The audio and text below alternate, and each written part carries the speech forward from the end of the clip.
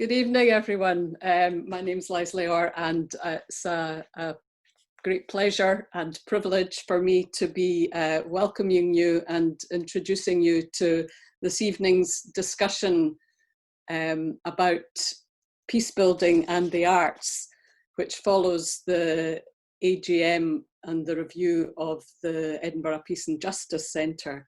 And it's a particular pleasure for me to be doing this. I've had connections with the Peace and Justice Centre ever since it began, really, because my sister was the original coordinator many years ago. And I've been glad to support and to be involved in various initiatives and activities of the centre over the years. My task this evening is simply to introduce the people who are on our panel, our speaker, and our very interesting panelists who are all going to be speaking about different projects and initiatives of the centre which relate to the arts and peace building. And well, without any further ado, let's begin by welcoming and let's see, you are there, aren't you, Julian? I saw you earlier. Yeah. So it's a treat for me to be introducing and welcoming Professor Julian Mitchell, who is Professor of Communication, Arts and Peace Building. And does religion come into it too, Julian? I think it does, at the University of Edinburgh.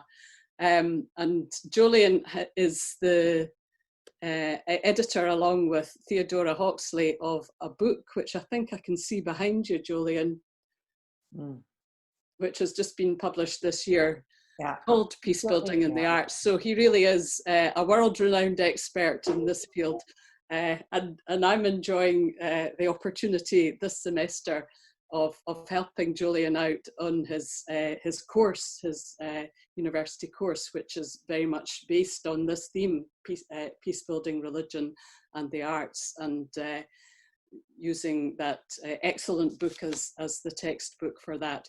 And Julian's going to start the proceedings by giving us a keynote for 15 minutes, I think, which I don't know if you have a title, Julian, but it's really about your vision about the role of the arts and peace building, just really to kind of give us a sense of the scope and the possibilities of that. Julian will speak for 15 minutes, and then I'll be introducing our three other very exciting panelists, and we'll just hear from each person in turn. And then once everybody's spoken, there'll be plenty of time for questions and discussion. So if you would like to ask a question, it would be good during people's presentations, just use the chat function that you can find at the bottom of your screen. Click on that and type in your question. You might want to indicate who it's for, and I'll pick up on those as we're going along. But then once we're into the kind of open discussion, you can also ask questions really just by indicating, by giving me a wave, or using the hand waving function that's also in the in the kind of reactions bit of the screen. I think Jane from Peace and Justice will keep you right on the technicalities if I get mixed up. But I think I've said all I need to say by way of introduction. So I'm very happy to hand over to Julian. Leslie, can I just ask you to just one quick thing? Look in the chat there. I just think Jolyon, it was meant to have a little bit more time than 15. I think 25 minutes. Okay, that's fine. Perfect. Okay. Okay. So. Okay. Thank you. Thank you so much. Can I just check? Can everybody hear me? Can you give me a thumbs up if you can hear me? Great. If I speak too quietly or too quickly, please do stop me, Leslie, or indeed anybody else. It's a real joy to be here. It's an honor to be here speaking with you about this theme of peace building in the arts. And in a moment, I'm going to turn on my screen share. But before I do that, I'd just like to acknowledge I can see quite a few faces I know, and I want to say hello to each of you individually. But seeing you individually, and the new faces as well, seeing you as a reminder of the communal art of peace building and also the communal art of creating art. And in a way, this project, this book here, is very much a communal act. It wasn't just one person by any means.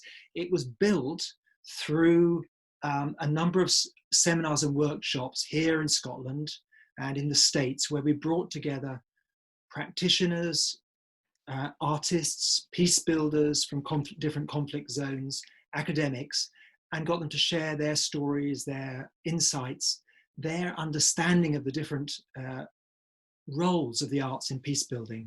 So what I'd like to do is really pick very simply on 3 themes that emerged out of this book. This book looks at visual arts, theatre, music, film, and a whole range, I think, dance as well, and how each of these areas can work on peace building.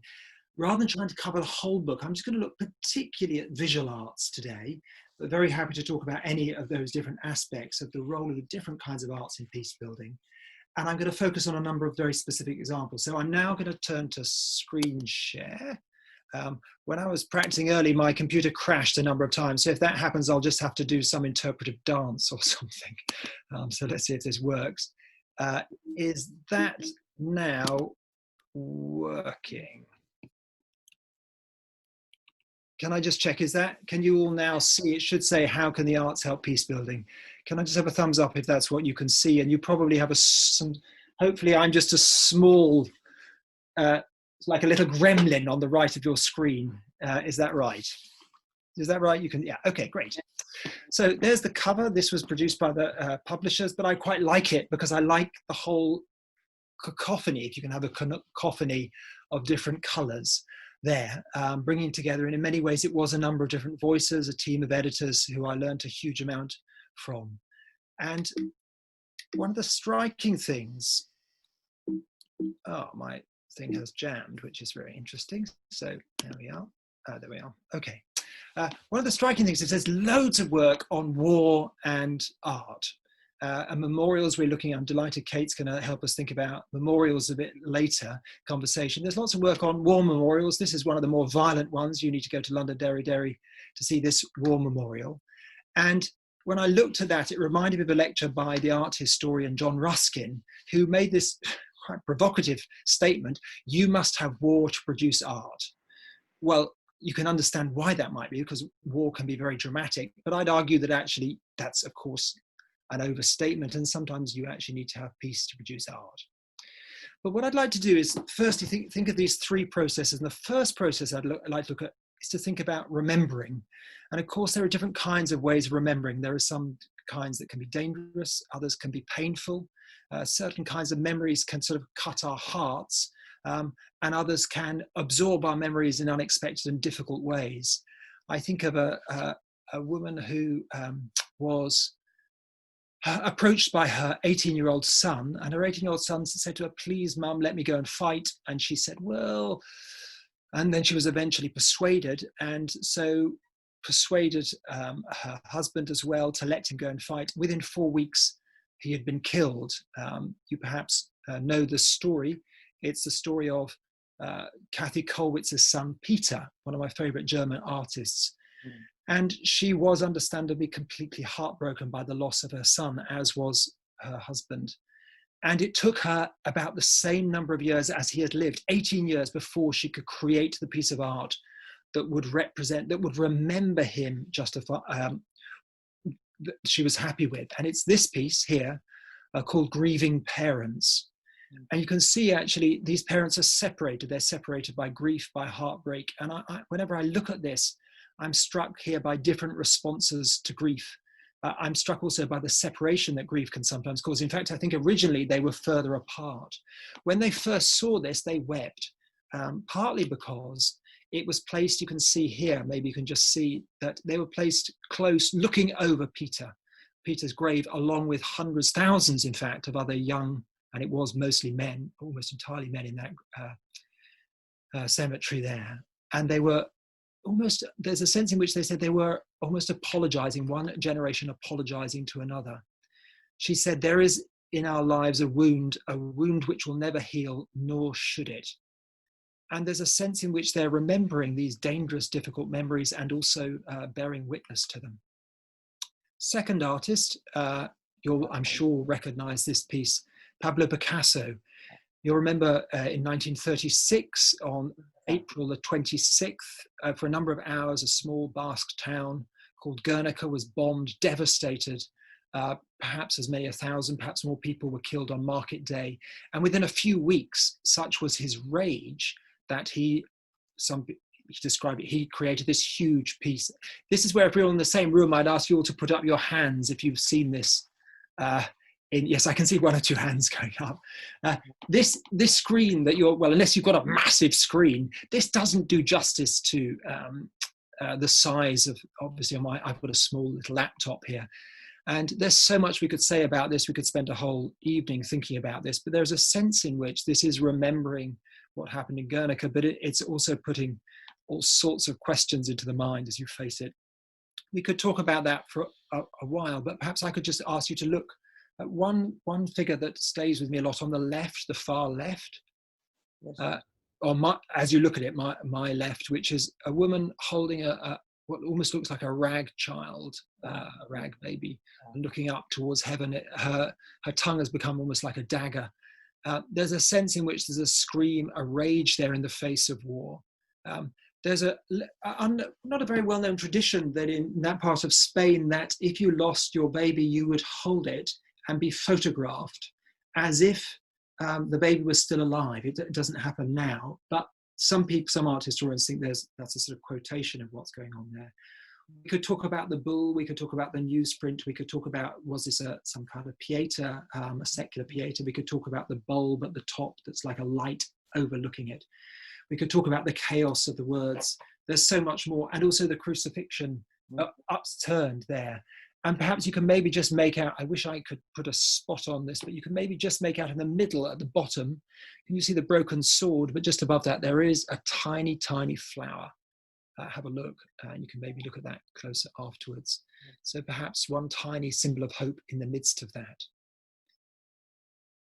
Now it's been turned into all sorts of pieces. There is this piece you perhaps know, which is a tapestry, which you'll find at the United Nations. Famously, when Colin Powell announced the Gulf War, they covered it with a blue curtain because they believed it wasn't very televisual. Of course, it's problematic if you're announcing a war to have that in your background. It's been used, it has an afterlife. We could talk about the story, how Guernica has been used again and again, and more recently in relation to refugees as well. So that's remembering, and of course remembering these both Picasso and Kathy Kollwitz were not involved in conflict. So they're bearing witness at a distance and remembering at a distance. But I'd like now to talk briefly about two other artists who were witnesses, eyewitnesses. You perhaps know the work of Paul Nash, a British artist, First World War artist. And one of my favorite pieces that he did was here, and it's called We Are Making a New World. And again, if we were in the same room, I would ask you about what strikes you about this piece. And for me, one of the things that strikes me is the absence of bodies. Some people say, are critical of Paul Nash because he doesn't put bodies in his art. But actually, one counterpoint is if you look at the ground, it's as if the ground has been disfigured.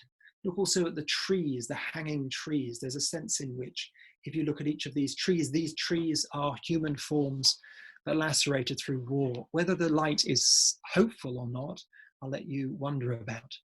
But here he was enraged. If you read his letters at home to his wife, he was enraged by what he saw, and he wanted to, if you like, shout through his art, bear witness and shout about their lousy truth, as he describes it, of the war that would bring about this kind of devastation to the landscape. His actual art teacher at the art school that he went to before the First World War said, "You aren't very good at doing faces." And so that's maybe one of the reasons why he spent most of his career doing landscapes. And we could, again, spend a long time looking at different examples of his landscapes. His pieces are quoted more recently by this French photographer in Iraq, 2001, of the environmental degradation that war can cause. So there's a piece of conversation, if you like, between artists there.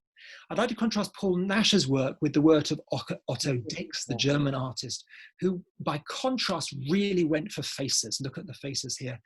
This piece here, War Cripples, is actually probably destroyed as degenerate art by the Nazi regime, but of course it captures the disfigurements, not to the landscape, but to the faces of those who fought within war. This other piece, The Match Seller here. It's strange, when I looked at that, I don't know if you remember, I looked at that just before this lecture, it reminded me of, do you remember in Oliver, where she sings, Who Will Buy? Who will buy? I can't sing very well. This wonderful morning. You can join in with this thing. Thank you, Heather. That's great. That's great. No, that's great. It's perfect. You sing much better than I do. Oh, I love it. I thought of that sort of idyllic scene, and then I think of that. And there's a critique, of course, on, if you like, the glories of war. This here is the glory of war in post-war Germany. And interestingly, Otto Dix became more and more religious, actually explicitly in his pieces. But during the, 10 years afterwards, this famous triptych, which is, sometimes you can maybe make out, you can see the crucifixion across the top there. And you see, not the crucifixion, but the figure. Who does that remind you of?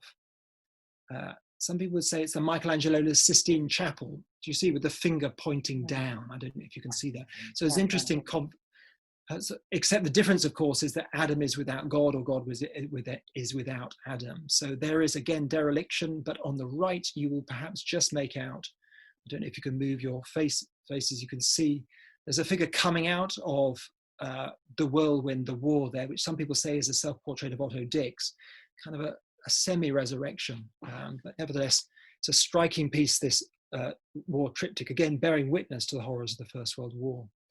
Now, the work of Nash and Dix stand in sharp contrast to William Orpen's piece, as you maybe know, not so much celebrating, but commemorating the signing of the peace in the Hall of Mirrors. Notice all these men, and I think they are all men. And he became increasingly cross as an artist, watching these men trying very hard to create a peace that would allow them to go home to their individual countries to say they'd won.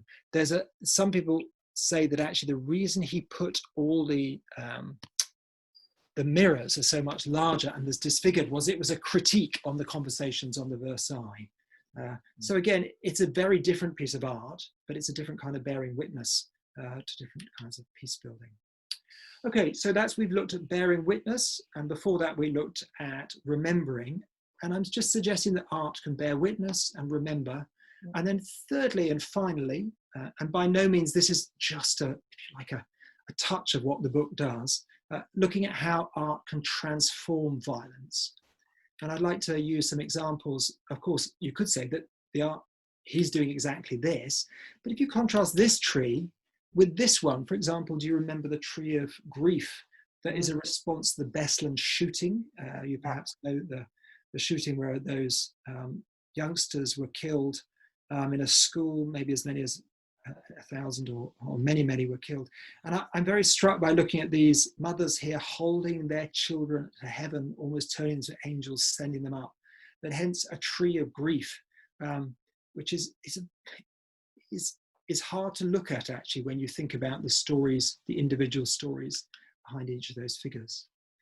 And then perhaps something which captures the transformation of violence, that takes us beyond memorial, the Tree of Life. This is the Tree of Life made in Maputo Peace Park. And Brian, I am going to take your word here because I'm going to hope to play a very short video clip, but it will take me over the original time that I understood was 15 minutes. So is that all right, Brian, that I will go to what you said time-wise, and Leslie? I'm nearly finished, but okay. The technology may not work, of course, so we'll just see if it does. It's jamming on me again, which is, at least it's not crashing. Oh, that's interesting. It's too, obviously it's too, okay, I'm gonna have to come out of this. I can't come out of this. Oh, yes, I can. Can you hear this? During years of war, Mozambique was flooded with guns from all over the world.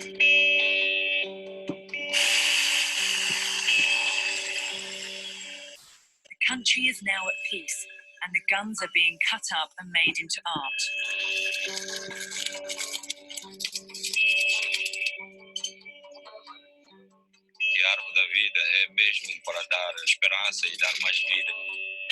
This is the story of how weapons of war have been made into a symbol of peace.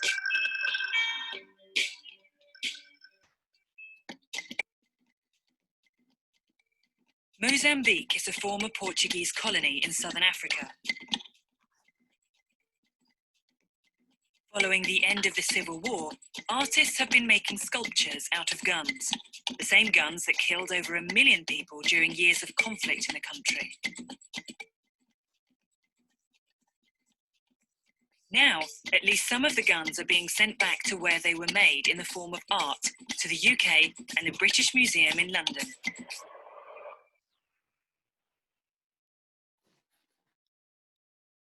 One of the extraordinary things about this project, and I expect many of you have heard of it, I can see nods of acknowledgement. Just a quick reminder that people would hand in an AK-47 and they get a hoe back. Children would hand in bullets and they get pencils back. Villagers would hand in a number of guns and they might get a whole tractor and so on. So there's a sense in which that this process actually transformed weapons into very different objects. These are other examples of, and we could talk about this. This is in what's commonly known as the death zone in Berlin, and some of the material from this came from old weapons, or that's the claim. But certainly that you can maybe just make out the barbed wire circling a Bible there. This is the famous piece called Reconciliation. You can find it in Belfast, in Bradford, in Nagasaki as well, if I remember correctly. Coventry. And Coventry, yeah. And so it's in a number of different places. And I think it's I find this a striking memory, particularly if you know the story of a couple crossing Europe to meet each other and being reunited. Now, this is the Glasgow Kiss, which is playing, of course, with the idea of different ways of thinking about sectarianism. And again, another form of peace building. I want to invite you to just hold on to those two pictures of embrace while we move on to our conclusion. You'll see that I thought about remembering, bearing witness, and transforming. And just want to finally think about imagining hopeful futures. And part of what I found fascinating about this book is the way in which the arts can imagine not just difficult and dangerous, painful pasts, but also hopeful futures. And you can see that perhaps with these trees. You think about the movement there towards, you could say that actually the piece now, which is in the British Museum, is actually imagining a hopeful future where weapons are not needed to make holes in people's heads, but rather to construct new spaces. And then if I could invite you to Jerusalem, just outside the old City and Eye Hospital, and this piece you can maybe just make out here, the Tree of Hope. It's a good place to finish. But the thing about the Tree of Hope there, I don't know if you can make it out, is that it isn't leaves, but they're swallows. And the great thing about swallows, of course, is that barriers don't hold them back. So they're not confined to one part of the city. They can actually fly free. So it's a very hopeful piece, the Tree of Hope. You'll notice alongside the trees, I add human form. So there's, if you like, one line of this argument is around human form, and the natural form of trees, and then the other human form. Now you'll notice here that we've got the separation of grief and these hopeful possibilities of people being reunited. I'm not convinced necessarily by these slightly idyllic ones, because I think peace building is much harder. My experience in the Middle East, working with peace builders there and working alongside different sides of the conflict, and my very limited experience in Northern Ireland, is that perhaps this captures it better. You remember we began in Derry with that very violent memorial. I'm going to finish with this piece, which is a more hopeful one, but I think a more realistic one to peace building, because notice they are not yet holding hands. They're not embracing. It's called Hands Across the Divide, and there's a sense in which they are reaching towards each other and hoping for a new hopeful future, but they're not there. So it's very much a process. And so for me, part of that is the arts capturing the reality of building peace through the arts is a difficult, dangerous, and sometimes a very lengthy process. So thank you so much for your attention, and I hope that worked. I wish I could see each of your faces at this moment, but I'm going to hand back to Leslie now. Thank you.